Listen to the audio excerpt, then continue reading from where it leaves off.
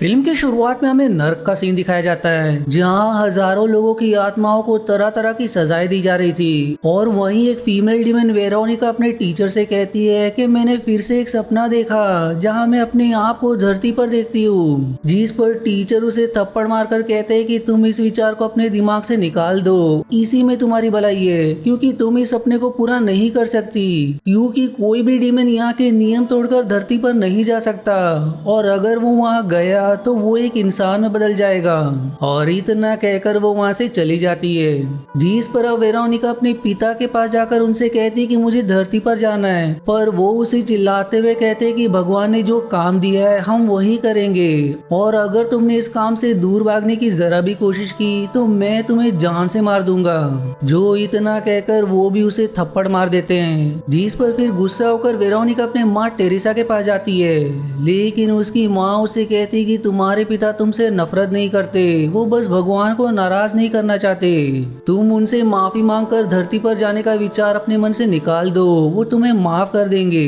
अब कुछ समय बाद जब वेरोनिका और उसके माता पिता खाना खा रहे होते हैं तब टेरेसा उससे कहती कि अपने पिता से माफी मांगो, लेकिन वो माफी नहीं मांगती। जिस पर गुस्से में उसके पिता उसे मारने के लिए तलवार निकाल लेते हैं, लेकिन टेरेसा उन्हें रोकर वेरोनिका को भाग जाने को कहती है।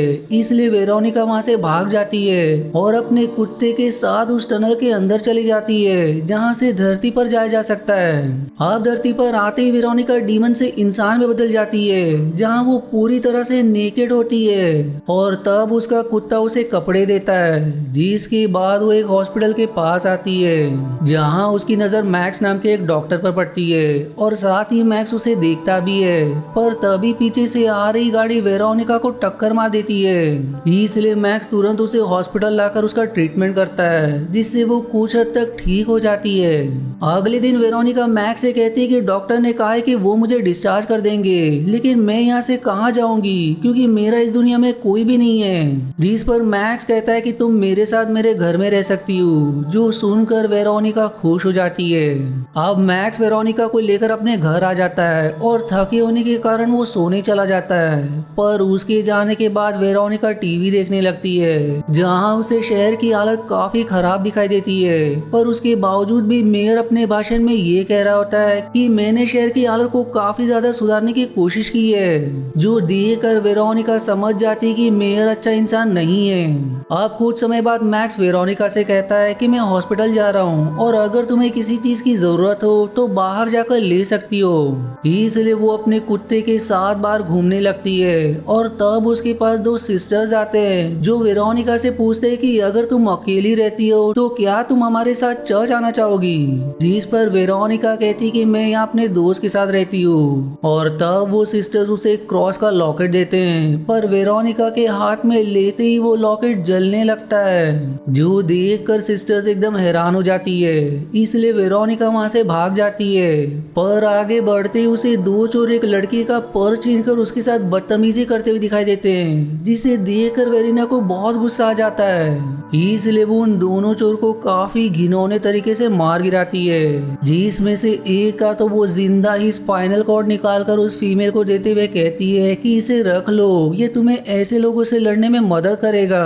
पर ये देखकर वो फीमेल एकदम घबरा जाती है, और वहीं वेरोनिका का कुत्ता उन चोरों के शव को खाने लगता है। इतना कम नहीं कि वेरोनिका के जैकेट में काफी ज्यादा खून लग गया था, इसलिए वो उस जैकेट को वहीं उतार देती है, जो कि उसी हॉस्पिटल की जैकेट थी जिसमें मैक्स काम करता है। अब हत्या वाली जगह पर दो डिटेक्टिव आते हैं जो चोरों के शव को देखकर हैरान हो जाते हैं, क्योंकि शवों के कुछ हिस्सों को काट कर लटका दिया गया था, और वहीं उन्हें वेरोनिका की जैकेट भी मिल जाती है। इधर मैक्स घर आता है जहाँ वेरोनिका ने उसके लिए कैंडल लाइट डिनर का बंदोबस्त किया होता है, जिसे देखकर वो खुश हो जाता है।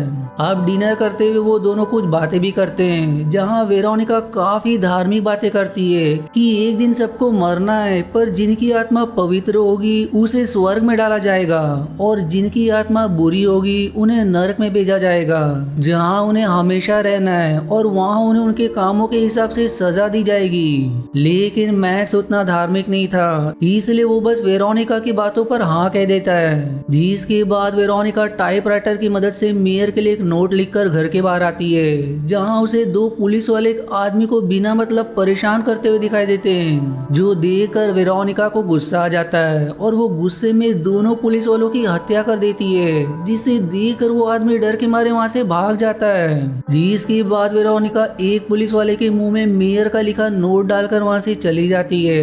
दूसरी तरफ टेरेसा के पास एक एंजल आकर उससे कहती कि अपने पिता से कह दो कि वो वेरोनिका के प्रति अपना गुस्सा खत्म कर दे, क्योंकि हर डीमन को अपनी इच्छा पूरी करने का अधिकार है। इधर उन डिटेक्टिव को पुलिस वाले के शव से वो नोट मिलता है जिसमें मेयर के लिए लिखा था कि राजनीति छोड़ दो वरना तुम्हारे लिए अच्छा नहीं होगा।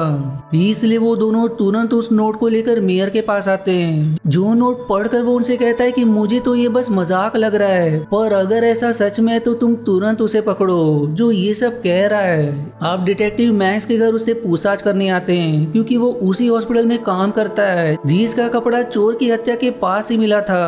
पर घर में उन्हें मैक्स तो नहीं मिलता, लेकिन वेरोनिका उनसे कहती कि मैं जानती हूँ तुम यहाँ क्यों आए हो, इसलिए मैं तुम्हें बता देना चाहती हूँ कि उस हत्या को लेकर मैक्स पर शक नहीं किया जा सकता, क्योंकि उसके जैसे पवित्र आत्मा मैंने आज तक नहीं देखी।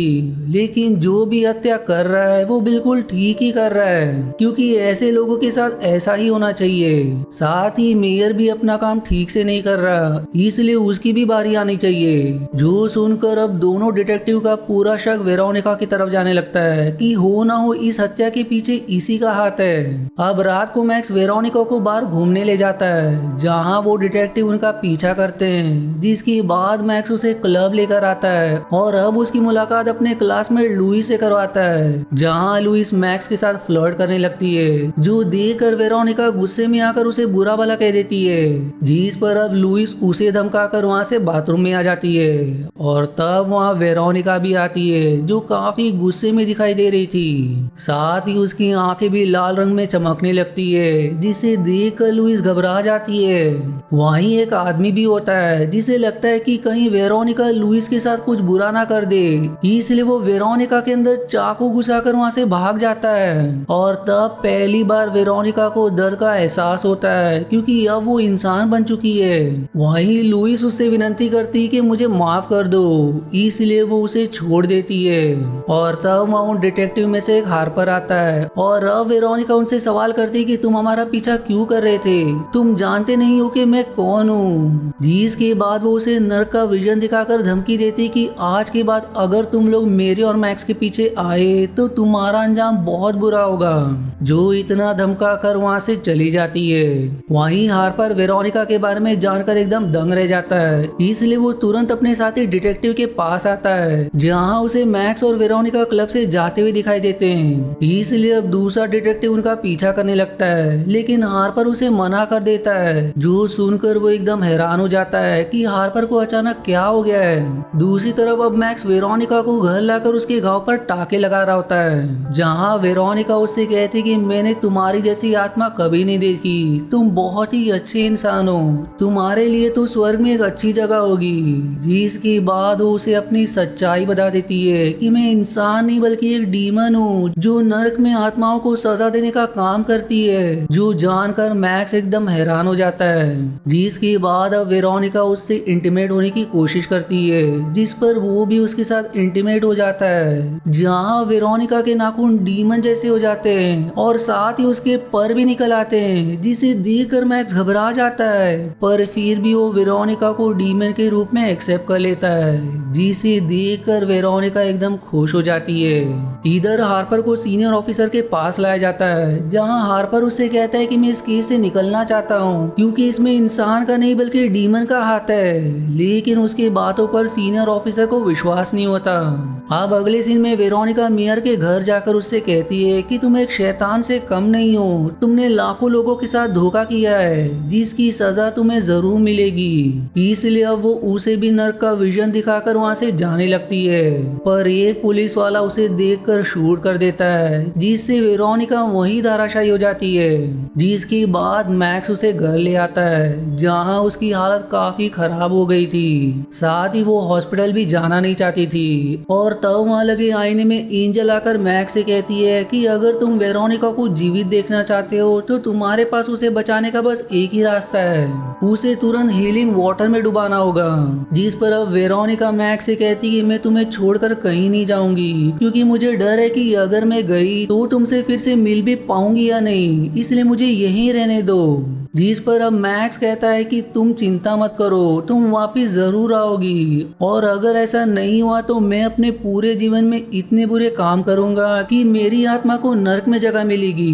जो सुनकर वेरोनिका खुश हो जाती है, जिसके बाद वो व्यक्त करती कि मैंने तुमसे लोगों को माफ करना सीखा है, इसलिए मैंने मेयर को नहीं मारा, बस उसे डरा दिया है। जिसके बाद वो एंजल के साथ आईने के अंदर चली जाती है। अब न्यूज में मेयर सारे शहर वालों से कह रहा होता है कि मैंने अपने जीवन में आप लोगों से काफी झूठे वादे किए हैं, जिसके लिए मैं आपसे माफी मांगता हूँ और आगे से मैं अपनी सारी गलतियों को सुधारने की कोशिश करूंगा।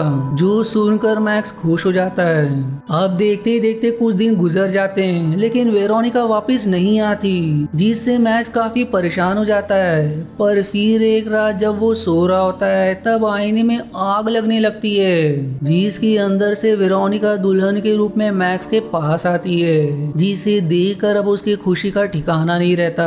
और फिर इसी हैप्पी एंडिंग के साथ ये मूवी यहीं समाप्त हो जाती है। आशा है आपको मेरी एक्सप्लेनेशन पसंद आई। यदि हाँ तो प्लीज वीडियो को लाइक करना और चैनल को सब्सक्राइब करके सपोर्ट करना ना भूलें। मिलते हैं अगले एक्सप्लेनेशन वीडियो में, तब तक के लिए धन्यवाद दोस्तों।